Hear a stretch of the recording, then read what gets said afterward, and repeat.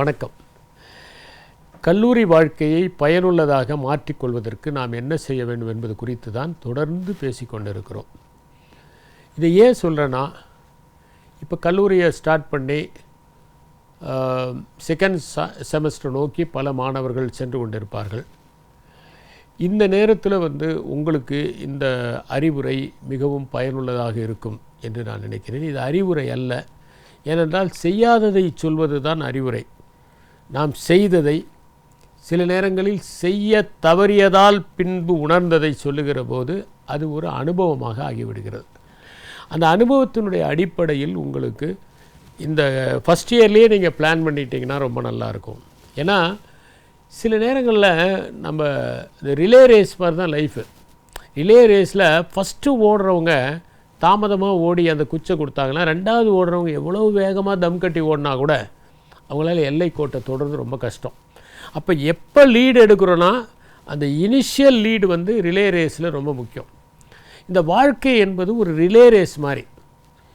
ரெண்டாவது இது ஒரு மாரத்தான் மாதிரியும் கூட. ஏன்னு கேட்டால், கொஞ்ச நேரம் இட்ஸ் நாட் 100 மீட்டர்ஸ் ரேஸ், இது ஒரு மாரத்தான் ரேஸ் மாதிரி. தொடர்ந்து ஓடணும், தொடர்ந்து முன்னிலையில் இருக்கணும், தொடர்ந்து நாம் தாக்குப்பிடிக்கும் தன்மையோடு இருக்கணும். ஸ்டாமினா, ஸ்ட்ரென்த்துக்கும் ஸ்டாமினாவுக்கும் என்ன வித்தியாசம் அப்படின்னா, 100 மீட்டர்ஸ் ரேஸில் ஜெயிக்கிறது ஸ்ட்ரென்த்து, மாரத்தான் ரேஸில் ஜெயிக்கிறது ஸ்டாமினா. அதாவது களைத்து போகிற போது ஒருவர் எவ்வளவு தூரம் தங்களை தாக்குப்பிடிக்கும் திறனோடு வைத்திருக்கிறார்களோ அதுதான் ஸ்டாமினா. சில பேருக்கு ஸ்ட்ரென்த்து நிறையா இருக்கும், ஆனால் ஸ்டாமினா இருக்காது. உதாரணத்துக்கு நான் சொன்ன பார்த்தீங்களா, அந்த சீட்டா ஓடுது இல்லையா, அதுக்கு ஓடுறதை பொறுத்த வரைக்கும் ஒரு குறிப்பிட்ட தூரம் வரைக்கும் அது நல்லா வேகமாக ஓடும், ஆனால் தொடர்ந்து ஓட முடியாது. ஆனால் மான் அப்படி இல்லை, அது ரொம்ப தூரம் தொடர்ந்து ஓட முடியும். ஒரு குதிரை ரொம்ப தூரம் தொடர்ந்து ஓட முடியும். அதனால் ஸ்ட்ரென்த்து மட்டும் போதாது, ஸ்டாமினாவும் முக்கியம். நீங்கள் முதல் ஆண்டிலேயே ஒரு லீடு எடுத்துட்டீங்கன்னு வச்சுக்கோங்க, எல்லா வகையிலையும் உங்களுக்கு ஒரு ப்ளூ பிரிண்ட்டை உருவாக்கிக்கிறீங்க. எப்படி நான் எப்படி படிக்கணும், எவ்வளோ மார்க் வாங்கணும், எவ்வளோ நேரம் லைப்ரரியில் ஸ்பெண்ட் பண்ணணும், எப்படி நியூஸ் பேப்பரை படிக்கணும். அப்போ நீங்கள் கேட்கலாம், இதெல்லாம் இதையே பண்ணிகிட்டு இருக்கிறதுக்கு 24 ஹவர்ஸ் நமக்கு எப்படி போதும்? இது அத்தனையும் பண்ணியும் நமக்கு 24 ஹவர்ஸில் தூங்குறதுக்கும் ரிலாக்ஸ் பண்ணுறதுக்கும் டைம் இருக்கும். ஏன்னா நம்ம எப்படி அந்த நேரத்தை சரியாக அடுக்கி பயன்படுத்துகிறோங்கிறது தான்.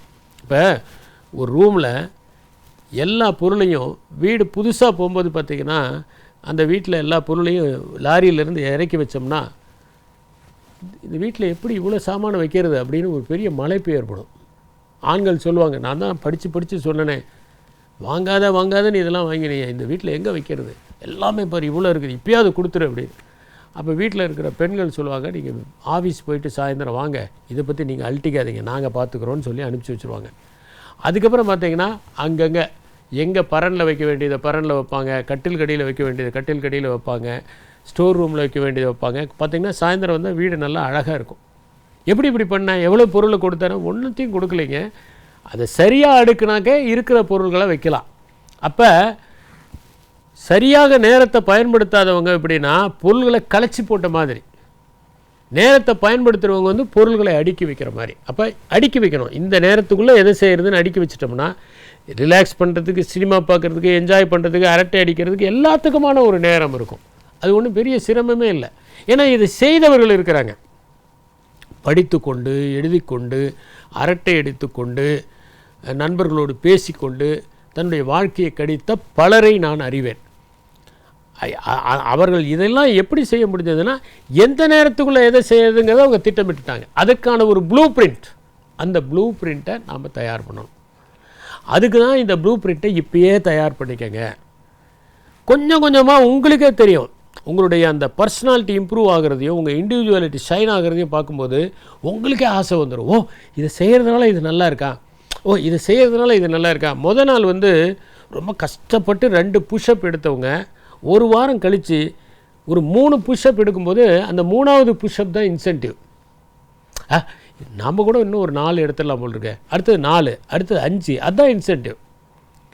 நேற்று நாம் 1000 ஸ்டெப்ஸ் நடக்கும்போதுக்கு மூச்சு வாங்கினது, இன்றைக்கி 2000 மூச்சு வாங்கலை, இன்னும் ஒரு வாரம் கழித்து 3000 மூச்சு வாங்கலை. That becomes the kind of incentive. அப்போ உங்களுக்கு இன்சென்டிவ் வெளியே இருந்து வர வேண்டிய அவசியம் இல்லை, உங்களுக்குள்ளேயே அந்த இன்சென்டிவ் உருவாகும். நேற்று போட்ட கணக்கை நம்ம போடுறதுக்கு 5 நிமிஷம் ஆச்சு, இன்றைக்கி 3 நிமிஷத்தில் போட்டோம். அதுதான் இன்சென்டிவ். அப்போ சின்ன சின்ன விஷயங்களில் சிதறி கிடக்கிறது மகிழ்ச்சி. நம்ம என்ன நினைக்கிறோம், பெருசாக ஒன்று அச்சீவ் பண்ணால் தான் அது மகிழ்ச்சி கிடையாது. செய்கிறது சின்ன சின்ன விஷயங்களை செய்யுங்க. உங்களுடைய அறையில் பொருள்களை அழகாக அடிக்க வைங்க, உங்களுடைய துணியை அழகாக அடிக்க வைங்க, உங்களுடைய பேனாவை வைக்க வேண்டிய இடத்துல வைங்க, கடைசி நேரத்தில் தேடாதீங்க. இதுதான் நம்ம செய்ய வேண்டிய விஷயம். இதில் இருக்கக்கூடிய மகிழ்ச்சி தான் பேரின்பத்திற்கு நம்மை அழைத்து செல்கிறது, பெரிய வெற்றிக்கு நம்ம அழைத்து செல்கிறது. அந்தந்த விஷயத்தை அதுதானே சொல்லுவாங்கள்ல, ஒரே ஒரு ஆணி போனதுனால ஒரு போரே தோற்று போனது அப்படின்னு சொல்லி எங்களுக்கு என்சிசியில் வர்கீஸ்னு ஒரு மாஸ்டர் இருந்தார். அவர் சொல்லுவார், ஒரே ஒரு ஆணி போனதுனால ஒரு போர் எப்படி தோற்கும் அப்படின்னா, ஒரு மெசஞ்சர்கிட்ட ஒரு முக்கியமான செய்தியை கொடுத்து அனுப்புகிறாங்க. ரீஇன்ஃபோர்ஸ்மெண்ட் வேணும்னு, எதிரி வரப்போகிறான், தாக்கணும், அதுக்கு ரீஇன்ஃபோர்ஸ்மெண்ட் வேணும்னு ஒரு முக்கியமான செய்தியை அங்கே தலைமையகத்துக்கு கொடுத்து அனுப்புறதுக்காக ஒரு குதிரை வீரனை தயார் பண்ணாங்க. அவன் கையில் இந்த செய்தியை கொண்டு போய் கொடுன்னு. அவன் குதிரையை பார்த்தான். அந்த குதிரையினுடைய பின்னங்காலில் லாடத்தில் ஒரே ஒரு ஆணி மட்டும் கழண்டு போய் இருந்துச்சு. ஒரு ஆணி தானே, பார்த்துக்கலாம் அப்படின்னு ஓட்டினான். கொஞ்ச நேரம் கழித்து இன்னொரு ஆணி விழுந்தது. கொஞ்ச நேரம் கழித்து பார்த்திங்கன்னா அந்த லாடம் விழுந்துருச்சு. அந்த லாடம் விழுந்த உடனே அந்த குதிரையினால் ஓட முடியல. கொஞ்ச நேரம் கழித்து இன்னொரு காலில் இருக்க லாடமும் விழுந்துச்சு. கடைசியில் என்னாச்சுன்னா, அந்த குதிரை சரியான நேரத்தில் சென்று தலைமையகத்தை அடைய முடியவில்லை. அதனால் அங்கிருந்து இராணுவ வீரர்கள் வர முடியவில்லை. அதனால் இவர்கள் போரை தோற்றார்கள். அப்போ ஒரே ஒரு ஆணையால் ஒரு தோல்வியை சந்திக்கிற நிலைமை ஏற்பட்டதை போல் நம்ம கொஞ்சம் அப்படியே மெத்தனமாக இருந்துட்டோம்னா வாழ்க்கையை இழந்துருவோம். எல்லா நேரங்களிலும் விழிப்புணர்வோடு இருப்பதற்கு கற்றுத்தருவது தான் வாழ்க்கை. இருக்க முடியுமா? சிலதில் முடியாது. நம்ம உடல் நலத்தை நம்ம நல்லா பார்த்துக்கலாம், அதற்கு மீறி வியாதி வந்துச்சுன்னா நம்ம ஒன்றும் பண்ண முடியாது. ஆனால் பார்த்து கொள்ளவில்லையே என்கின்ற பச்சாதாபம், சுய இரக்கம் நமக்கு வராமல் இருக்கும், கழிவிறக்கம் வராமல் இருக்கும். அதனால தான் நான் என்ன சொல்லுவேன்னா, உங்களுடைய வாழ்க்கையில் பொருள்களை அடுக்குகிற மாதிரி உங்களுடைய பணிகளை, உங்களுடைய கடமைகளை அங்கங்கே அடக்குவது மிகவும் முக்கியம். இதை நீங்கள் முதல்ல ஒரு மாதம் செய்வதற்கு கடினமாக தான் இருக்கும். எந்த ஒரு விஷயத்தை எடுத்தீங்கனாலும் அதை செய்வது கடினமாகத்தான் இருக்கும். ஏன்னா அதுக்கு நீங்கள் பழகணும். புதுசாக ஒன்றை பழக ஆரம்பிக்கும் போது சற்று சிரமமாக தான் இருக்கும். இப்போ ஒரு ரூம்லேருந்து இன்னொரு ரூமுக்கு போனோடனே கொஞ்ச நாளைக்கு கஷ்டமாக தான் இருக்கும். அந்த எல்லாம் பழகணும், எந்த இடத்துல என்ன வச்சுருக்கோங்கிறது எல்லாமே ஒரு கஷ்டமாக தான் இருக்கும். ஆனால் ஸ்டேட்டஸ் கோயிஸ்டாக ஒருத்தர் இருந்தார்னா, இப்படியே தான் இருக்கிறது, இதே ஊரில் தான் இருக்கணும், இங்கேயே வாழணும், கடைசி வரைக்கும் அங்கேயே இருந்தால் அங்கேயே மடிந்து போகிறவர்கள் நிறைய பேர் இருக்காங்க. அவர்களை தான் நம்ம என்ன சொல்கிறோம்னா கிணற்று தவளைகள் அப்படின்னு சொல்கிறோம். விவேகானந்தர் தான் அந்த கிணற்று தவளை பற்றி ஒரு கதையை சொல்லியிருப்பார். அப்போ கிணற்று தவளையாக இருக்கிறவர்களுக்கும் ஆகாயத்தில் பறக்கின்ற அன்றில் பறவைகளுக்கும் நிறைய வேறுபாடுகள் இருக்கிறது. அப்போ நம்ம எப்படி இருக்க போகிறோம், எந்த மாதிரி நம்முடைய வாழ்க்கையை நாம் வரையறை செய்து கொள்ள போகிறோம். அப்போ நீங்கள் வானவீதியில் பறந்து திரியணும் அப்படின்னு நீங்கள் ஆசைப்பட்டீங்கன்னா, நீங்கள் உங்களுடைய நேரத்தை சரியான முறையில் பயன்படுத்துவதற்கு கற்றுக்கொள்ள வேண்டும். உங்களுடைய கல்லூரி வாழ்க்கையை பொறுத்த வரைக்கும் நான் என்ன சொல்லுவேன்னா, பயனுள்ளதாக ஆக்கிக்கிறதுங்கிறது பல கூறுகளுடைய தொகுப்பு. அதில் நான் முதல்லையே சொன்னேன், முதல்ல உங்களுக்கு என்ன முக்கியம்னா அகாடமிக் சக்ஸஸ் ரொம்ப முக்கியம். 3 வருஷம் முடிச்சிட்டோம், எந்த அரியர்ஸும் இல்லாமல் வெளியே வந்துட்டோம் அப்படின்னாலே அது ஒரு பெரிய விஷயந்தான். அதை எந்த காரணத்துலையும் நீங்கள் நான் எல்லா ஃபெசிலிட்டியும் பயன்படுத்தி நீங்கள் சொன்னீங்க, அதனால் பயன்படுத்துனதில் நான் கோட்டை விட்டுட்டேன், அப்படி கிடையாது. அது எப்போவுமே ஒரு ப்ரைம் எய்ம், அது எப்போவுமே நம்ம முன்னாடி இருந்துக்கிட்டே இருக்கணும். எப்படின்னா காய்கறிகள் மாதிரி மற்ற ஐட்டம்லாம், ஆனால் சாதம் சாப்பிட வேண்டிய அளவுக்கு சாப்பிட்டா தான் நம்ம உடம்புக்கு தேவையான புரோட்டீன், கார்போஹைட்ரேட்லாம் கிடைக்கும். அதனால் நம்ம என்னென்னா இந்த எல்லா ஆக்டிவிட்டிஸையும் ஒருங்கிணைப்பதற்கு கற்றுக்கொள்ள வேண்டும். இதில் முக்கியமானது என்னென்னா, கல்லூரி வாழ்க்கைக்கும் பள்ளி வாழ்க்கைக்கும் இருக்கிற மிகப்பெரிய வேறுபாடு நான் சொல்லியிருக்கிறேன், இந்த கேரியர் கான்ஷியஸ்னஸ். இப்போ படித்து முடிச்சிடுறோம், வெளியே வந்துட்டு ஒரு நாள் கூட நாம் வேலை இல்லாமல் இருக்கக்கூடாது அப்படின்னு நினைக்கிற சில ஸ்டூடெண்ட்ஸ் உண்டு. இன்னும் சில பேர் என்னென்னா, வெளியே வரும்போது நாம் இந்த முயற்சிகள் எல்லாம் இன்னும் தீவிரப்படுத்தி 1 வருஷத்துக்குள்ளே நம்ம ஒரு பணியில் நம்ம சேர்ந்துடணும். இன்னும் சில பேர் என்னென்னா, நம்ம கல்லூரி வாழ்க்கையிலேருந்தே அடுத்த வாழ்க்கைக்கு நம்மளை தயார் பண்ணிக்கணும். இப்படி இப்போ வந்து சில பேர்லாம் பார்த்திங்கன்னா திருச்சிக்கு போகும் ட்ரெயின். திருச்சிக்கு போனால் அவங்க அதை வந்து இந்த திருச்சி போகிற வரைக்கும் வெயிட் பண்ண மாட்டாங்க. ஸ்ரீரங்கம் வரும்போதே பெட்டி படுக்கையெல்லாம் ரெடியாக வச்சுருப்பாங்க இறங்குறதுக்கு. அவ்வளோ தூரம் அவங்க வந்து தயார் நிலையில் இருப்பாங்க. ஒரு வகையில் பார்த்திங்கன்னா அது நமக்கு ஒரு அவசரப்படுறாங்கன்னு தோணுனா கூட எல்லாவற்றையும் தயார் செய்து கொண்டு இறங்குவது அப்படிங்கிறது ஒரு நல்ல பண்பு தான். நம்ம தயார் செய்து கொள்வது நல்லது தானே. அப்போ நீங்கள் இந்த கல்லூரியை விட்டு இறங்குகிறீங்க, கல்லூரிங்கிற அந்த வாகனத்திலிருந்து அந்த ரயிலிருந்து நீங்கள் இறங்குறீங்க. அப்போ எப்படி இறங்க போகிறீர்கள்? உங்கள் கூட வச்சுருக்கக்கூடிய அந்த பெட்டி படுக்கைகள் என்ன, உங்களுடைய பொக்கிஷங்கள் என்ன, அதுதான் ரொம்ப முக்கியம். அதில் கேரியர் கான்ஷியஸ்னஸ் அப்படிங்கிறது பள்ளிக்கூடத்தில் இருக்கவே இருக்காது. அவங்க என்ன நினைப்பாங்க, நான் வந்து எம்பிபிஎஸ் படிக்கணும், அதுதான் லட்சியம். எம்பிபிஎஸ் படிச்சுட்டு என்ன பண்ண போகிறோங்கிற அந்த கேரியர் கான்ஷியஸ்னஸ் இருக்காது. நான் இன்ஜினியரிங் படிக்கணும், ஒரு நல்ல காலேஜில் படிக்கணும், அது வந்து அவங்களுக்கு இருக்கும். ஆனால் அந்த இன்ஜினியரிங் படித்ததை வச்சு என்ன பண்ண போகிறோம் அப்படிங்கிறது அவங்களுக்கு இருக்காது. இப்போ பிஎஸ்சி படிக்கிறோம், பிஏ படிக்கிறோம், பிபிஏ படிக்கிறோம், பிஎல் படிக்கிறோம், சரி இதெல்லாம் படிப்பு. ஆனால் காலேஜில் நுழைஞ்ச உடனே நம்ம எந்த மாதிரியான பணிக்கு போகிறோம், எதை தேர்ந்தெடுக்க போகிறோம் அப்படிங்கிற அந்த கேரியர் கான்ஷியஸ்னஸ் ரொம்ப முக்கியம். இப்போ இந்த கல்லூரியில் நுழையிறோன்னு வச்சுக்கோங்களேன், கல்லூரியில் நுழையிறோம் படிக்கிறோன்னு வச்சுக்கோங்க. இப்போ இந்த கேரியர் கான்ஷியஸ்னஸ்ஸே இல்லாமல் ஒருத்தர் டிகிரி வாங்குறதுக்கும் கேரியர் கான்ஷியஸ்னஸோட டிகிரி வாங்குறதுக்கும் என்ன வித்தியாசம்? இப்போ நீங்கள் வந்து நான் வந்து டிஎன்பிஎஸ்சி எழுத போகிறேன் அப்படிங்கிற ஒரு கேரியர் கான்ஷியஸ்னஸ் இருந்தால் நீங்கள் என்ன பண்ணுவீங்க, உங்களை அறியாமலேயே ஓய்வு கிடைக்கிற நேரங்கள்லாம் அந்த காம்படிட்டிவ் எக்ஸாமுக்கு தகுந்த மாதிரி உங்களை க்ரூம் பண்ணிக்கிட்டே வருவீங்க. தொடர்ந்து அந்த முயற்சி நடந்துக்கிட்டே இருக்கும். சப்போஸ் நீங்கள் அந்த கேரியர் கான்ஷியஸ்னஸ் உணர்வே இல்லாமல் இருந்தால் என்ன பண்ணுவீங்கன்னா, படிக்கிறது, மார்க் வாங்கிறது, சந்தோஷமாக இருக்கிறது, விளையாடுறது, கல்லூரி பருவம் முடிஞ்சிடும். வெளியே வரும்போது என்ன ஆகும்னா, எதுக்கு போகிறதுனே தெரியாது. ஏன்னா ஃப்ரெண்ட்ஸ் இருக்க மாட்டாங்க, கைட் பண்ணுறதுக்கு ப்ரொஃபஸர்ஸ் இருக்க மாட்டாங்க, ஒரு நல்ல லைப்ரரி இருக்காது, யாரையாவது போய் கேட்டு. அப்போ அந்த மாதிரி இருக்கவங்க தான் என்ன நினைக்கிறாங்கன்னா, நிறைய கோச்சிங் இன்ஸ்டிடியூஷன் இருக்குது, எதுலையாவது ஒன்று சேர்த்தா நம்மளை கரையேற்றிடுவாங்கன்னு. பட் இவங்களுக்கான ஒரு மன தயாரிப்பே இல்லாத போது இந்த மாதிரி ஒரு கோச்சிங் இன்ஸ்டிடியூட்டில் போய் பண்ண முடியுமா? அப்போ கேரியர் கான்ஷியஸ்னஸ்க்கு என்ன பண்ணணும்? ஃபஸ்ட்டு விஷயம் என்னன்னாக்கா, நீங்கள் பண்ண வேண்டியது, நான் எந்த பணியில் போகிறேன், இதை படித்து முடித்தோடனே அடுத்தது என்ன செய்ய போகிறேங்கிறது ஒரு 4-5 ஃபேக்டர்ஸ். ஒன்று வந்து whether I would go for higher studies. நான் மேலே படிக்க போகிறேன்னா, சரி மேலே படிக்க போகிறீங்கன்னா அதில் சில பிரான்ச்சஸ் டெசிஷன் ட்ரீன்னு போடுவாங்க. என்னன்னாக்கா ஒரு பல்வேறு பிரான்ச்சஸ், ஒரு அடிமரத்திலிருந்து பல்வேறு பிரான்ச்சஸ் வர மாதிரி. இப்போ ஒரு உதாரணத்துக்கு ஹையர் ஸ்டடீஸுங்கிறது அடிமரம், அடுத்தது அதில் பல பிரான்ச். என்னென்னா I will go for higher education in India, இன்னொன்று வந்து I will go for higher education abroad. அதுக்கு ஒரு ஆப்பர்ச்சுனிட்டி. அப்ராட்னா எங்கே போய் படிக்க போகிறீங்க, இந்தியாவில்னா எங்கே போய் படிக்க போகிறீங்க, நம்ம தமிழ்நாட்டிலையா வேறு இடத்துலையா, இப்படி பிரான்ச்சாக போடுறது தான் ஒரு டெசிஷன் ட்ரீ.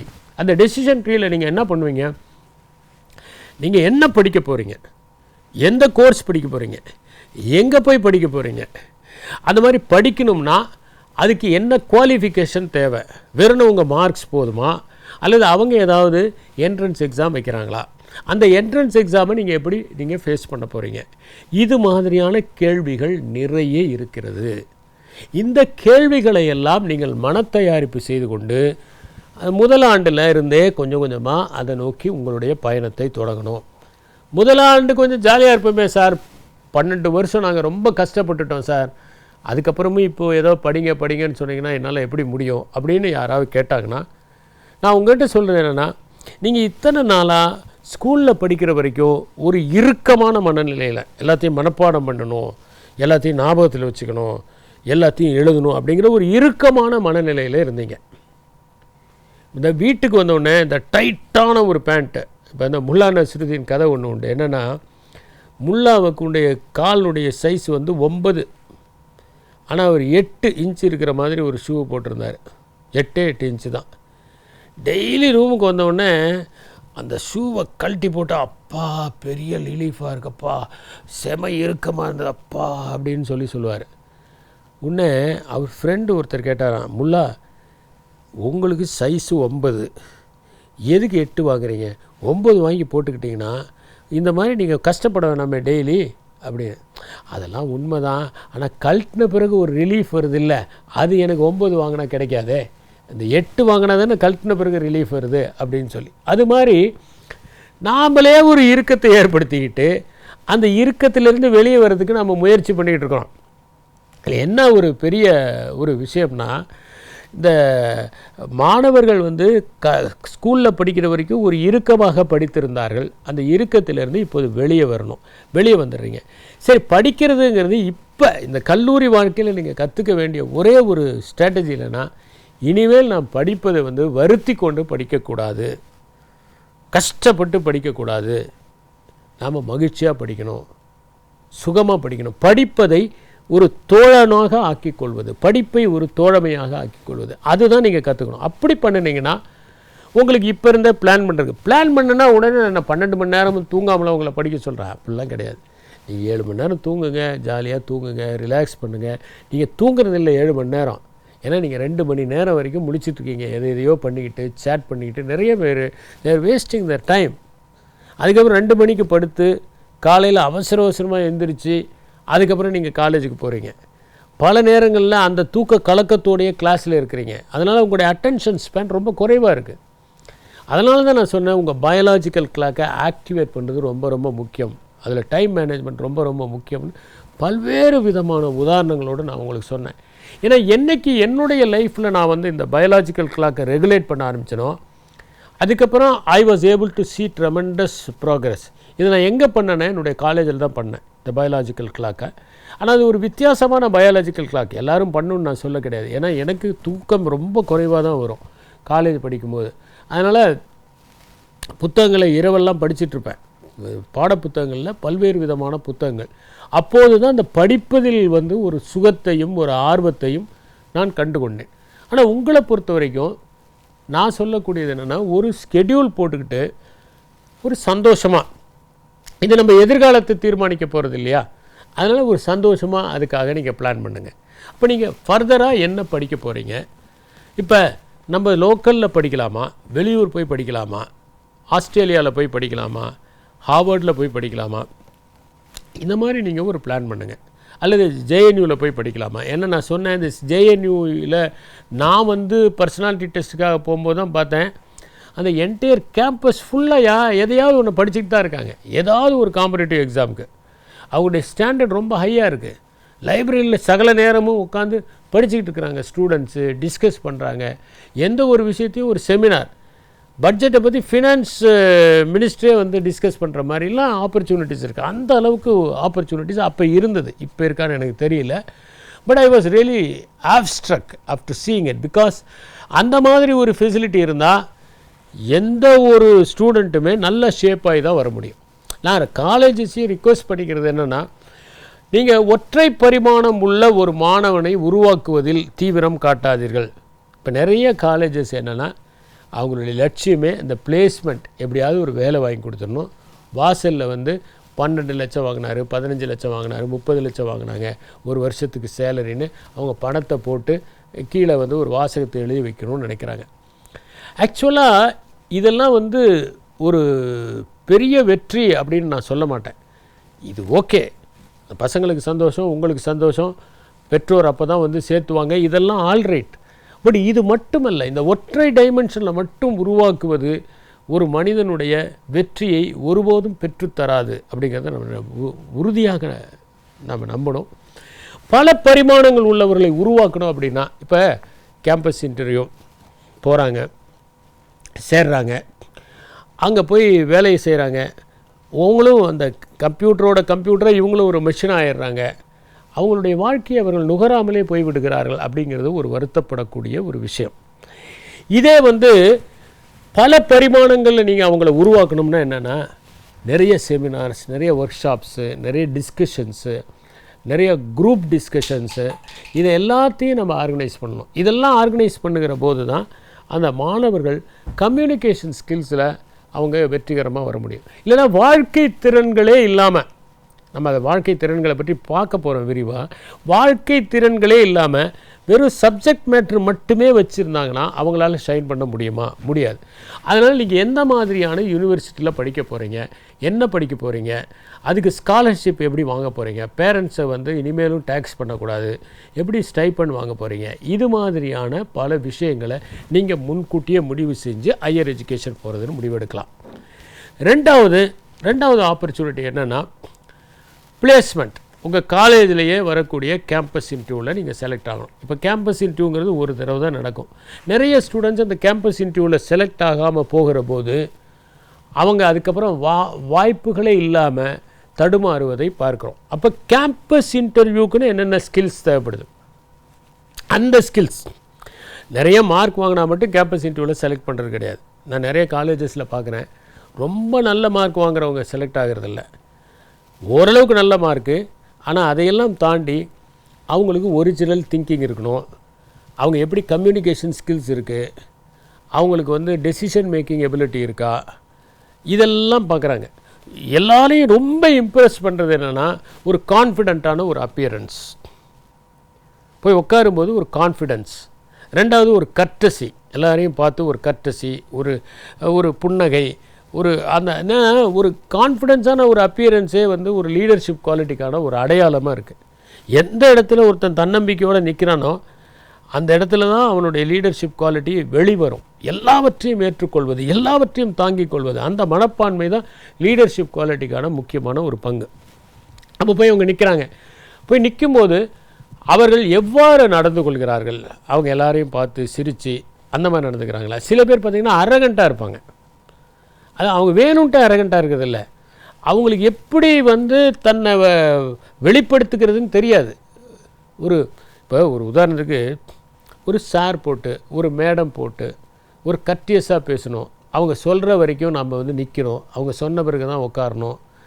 அப்போ உட்காரும்போது இந்த போஸ்டர் வந்து ஒரு வினயமான போஸ்டராக இருக்கணும். கான்ஃபிடென்ஸ் வேறு, அக்ரெசிவ்னஸ் வேறு, அசர்ட்டிவ்னஸ் வேறு, அக்ரெசிவ்னஸ் வேறு, கான்ஃபிடென்ஸ் வேறு, அரகன்ஸ் வேறு. அதனால் நம்ம என்னென்னா அங்கே போகும்போது எப்படி நம்ம நடந்துக்கிறோம், எப்படி உட்காந்துக்கிறோம், இந்த மாதிரி ஃபேக்டர்ஸ்லாம் கூட முக்கியம்.